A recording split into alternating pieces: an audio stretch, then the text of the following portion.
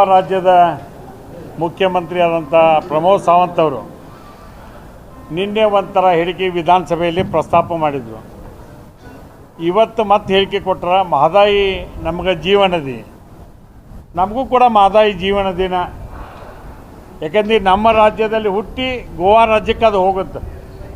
ಇವತ್ತು ಅದನ್ನು ತಡೆಯುವಂಥ ವ್ಯವಸ್ಥೆಗೆ ನೀವು ಏನೇ ಪ್ರಯತ್ನ ಮಾಡಿದರೂ ಅದು ಸಾಧ್ಯ ಇಲ್ಲ. ಈಗಾಗಲೇ ಸುಪ್ರೀಂ ಕೋರ್ಟ್ ಆದೇಶ ಆಗಿದೆ. ಮಹದಾಯಿ ನ್ಯಾಯಾಧಿಕರಣದಲ್ಲಿ 13.42 TMC ನೀರು ಹಂಚಿಕೆಯಾಗಿದೆ. ಈಗಾಗಲೇ ಮುಖ್ಯಮಂತ್ರಿಗಳು ಸಿದ್ದರಾಮಯ್ಯ ಸಾಹೇಬರು, ಉಪಮುಖ್ಯಮಂತ್ರಿಗಳಂಥ DK ಶಿವಕುಮಾರ್ ಸಾಹೇಬರು, ಕಾನೂನು ಸಚಿವರಂಥ ಸನ್ಮಾನ್ಯ HK ಪಾಟೀಲ್ ಸಾಹೇಬರು, ಈಶ್ವರ್ ಖಂಡ್ರೆ ಸಾಹೇಬರು ಕೂಡ ಸ್ಟೇಟ್ಮೆಂಟ್ ಮಾಡಿದ್ದಾರೆ.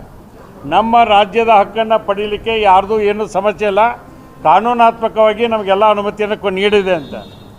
ಈತನ ಭಾರತೀಯ ಜನತಾ ಪಾರ್ಟಿಯವ್ರು ನಾವೇನೋ ರಾಜಕಾರಣ ಮಾಡ್ತೀವಿ ಅಂತ ಹೇಳ್ಕೊಬಿಟ್ರೆ, ನಾವ್ಯಾಕೆ ಕುಡಿ ನೀರಿನ ರಾಜಕಾರಣ ಮಾಡಬೇಕು? ನಾವು ನಿಮ್ಗೆ ಮನವಿ ಮಾಡ್ತೀವಿ, ಇದಕ್ಕೆ ಅನುಮತಿ ಕೊಡ್ತಾರೆ ಅನ್ನುವಂಥ ಒತ್ತಾಯ ಅಷ್ಟೇ ನಮ್ಮದು. ಅದಕ್ಕೆ ನಿನ್ನೆ ಅರವಿಂದ್ ಬೆಲ್ಲ ಸಾಹೇಬ್ರು ಹೇಳಿದರು, ಇಲ್ಲ ಕಾಂಗ್ರೆಸ್ನವ್ರು ರಾಜಕಾರಣ ಮಾಡ್ತಾರೆ, ಹಂಗೆ ಮಾಡ್ತಾರೆ, ಆಟು ಗಾಡಿ ಕಟ್ಟಿದ್ರು, ಯಾವುದೇ ಗಾಡಿ ತೆಗೆದ್ರು ಆಟು ಗಾಡಿ ಕಟ್ಟಿದ್ದನ್ನು ತೆಗೆದು ಈಗ ನಾವು ನೀರು ತರಬೇಕಾಗಿದೆ. ಆ ಕೆಲಸವನ್ನು ಮಾಡಲಿಕ್ಕೆ ಮಾನ್ಯ ಮುಖ್ಯಮಂತ್ರಿಗಳು, ಉಪಮುಖ್ಯಮಂತ್ರಿಗಳು ಈಗಾಗಲೇ ಟೆಂಡರ್ ಕರೆದಾರೆ. ಆಮೇಲೆ ಉಪಮುಖ್ಯಮಂತ್ರಿಗಳು ಒಂದು ಹೇಳಿಕೆಯನ್ನು ಕೊಟ್ಟಾರೆ, ನಾವು ಸುಪ್ರೀಂ ಕೋರ್ಟ್ನ ಹಾಕಿದಂಥ ದಾವೆಯನ್ನು ವಿಡ್ರಾ ಮಾಡಿ ನಾವು ಇಮಿಡಿಯೇಟಾಗಿ ಕಾಮಗಾರಿ ಪ್ರಾರಂಭ ಮಾಡ್ತೇವೆ. ಅದು ಹೆಂಗೆ ತಡೀಲಿ ಅಂತ ಐತಲ್ಲ, ಅದಕ್ಕೆ ಇಡೀ ರಾಜ್ಯದ ಜನರದು ನಮ್ಮದು ಎಲ್ಲರದ್ದು ಬೆಂಬಲ ಇದೆ. ಕರ್ನಾಟಕ ಸರ್ಕಾರ ತೆಗೆದುಕೊಂಡಂಥ ನಿರ್ಧಾರಕ್ಕೆ ನಾವೆಲ್ಲರೂ ಬದ್ಧರಾಗಿರ್ತೀವಿ. ವಿಶೇಷವಾಗಿ ನಮ್ಮ ಕೇಂದ್ರ ಸಚಿವರಂಥ ಪ್ರಹ್ಲಾದ್ ಜೋಶಿ ಸಾಹೇಬ್ರೊಂದು ಹೇಳಿಕೆ ಕೊಟ್ಟಾರ. ಇದು ಭಾರತ ಸರ್ಕಾರದ ಹೇಳಿಕೆ ಅಲ್ಲ, ಒಂದು ಹೇಳಿಕೆ ಕೊಟ್ಟಾರ.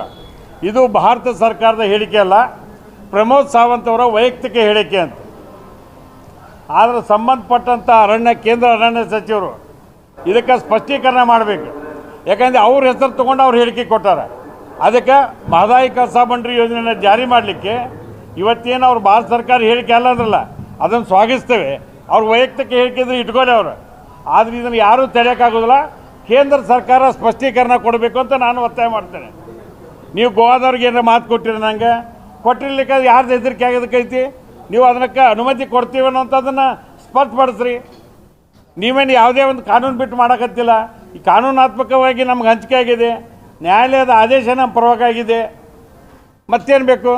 ಕೇಂದ್ರ ಸರ್ಕಾರದ ಅಧೀನದಲ್ಲಿರ್ತಕ್ಕಂಥ ನೀರಿ ಸಂಸ್ಥೆ ಇವತ್ತು ಪರಿಸರಕ್ಕೆ ಯಾವುದೇ ಹಾನಿ ಇಲ್ಲ ಅಂದಾರೆ.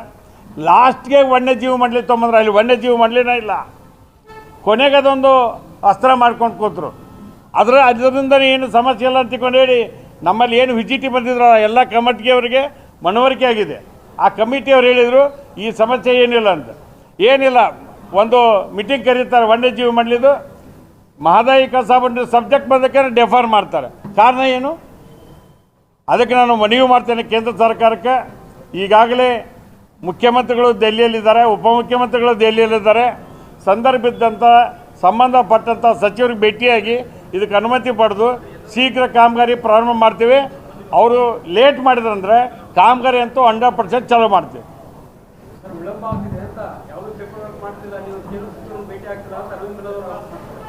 ಅಲ್ಲ, ಈಗಾಗಲೇ ಮುಖ್ಯಮಂತ್ರಿಗಳು, ನಾನು ಹೋಗಿದ್ದೆ, ಮುಖ್ಯಮಂತ್ರಿಗಳು ಪ್ರಧಾನಮಂತ್ರಿಗೆ ಭೇಟಿಯಾಗಿ ಬಂದಿದ್ದಾರೆ. ನಮ್ಮ ಉಪಮುಖ್ಯಮಂತ್ರಿ ಅಂತ DK ಶಿವಕುಮಾರ್ ಸಾಹೇಬರು ಕೇಂದ್ರ ಜಲಸಂಪನ್ಮೂಲ ಸಚಿವರು ಮತ್ತು ಅರಣ್ಯ ಸಚಿವರಿಗೆ ಭೇಟಿಯಾಗಿ ಬಂದಾರ. 2 ಬಾರಿ ಭೇಟಿಯಾಗ್ಯಾರ. ಅದೇ ಕೇಂದ್ರ ಸಚಿವರಂಥ ಪ್ರಹ್ಲಾದ್ ಜೋಶಿ ಸಾಹೇಬ್ ಭೇಟಿಯಾಗ್ಯಾರ. ಅಲ್ಲಿ ನಮ್ಮ ಮನೆಗೆ ನಾವು ಕೇಳು ಸ್ಥಾನದಾಗ ಇದ್ದೀವಿ, ತಾಯಿ ಸ್ಥಾನದಾಗ ಅವರು ಅದಾರ. ಕೊಡ್ರಿ ಅಂತ ಕೇಳಕ್ಕೆ ನಮಗೇನು ಹೋಗೈತೆ, ನಾವು ಕೇಳ್ತೀವಿ. ಹಂಗೇನು ಕೇಳ್ರಿ, ನಿಯೋಗ ಕರ್ಕೊಂಡು ನಾವು ಹೋಗ್ತೀವಿ. ಎಲ್ಲ ಸಂಸದ ಸದಸ್ಯರಲ್ಲಿ ಲೋಕಸಭೆ ನಡೆದಿದೆ ಇವತ್ತು. ಮುಖ್ಯಮಂತ್ರಿಗಳು ಅಲ್ಲೇ ಅದ, ಒಂದು ಸರ್ವಪಕ್ಷ ಸಭೆ ಕರೀಲಿ, ಚರ್ಚೆ ಮಾಡಲಿ. ಯಾವ ಸಮಸ್ಯೆನೂ ಇಲ್ಲ. ಈ ಸಮಸ್ಯೆಗೆ ಪರಿಹಾರ ಅಂದರೆ ಕೇಂದ್ರ ಸರ್ಕಾರ ವನ್ಯಜೀವಿ ಮಂಡಳಿ ಅನುಮತಿ ಕೊಡಬೇಕು, ಕಾಮಗಾರಿ ಸ್ಟಾರ್ಟ್ ಮಾಡಬೇಕು ಅಷ್ಟೇ.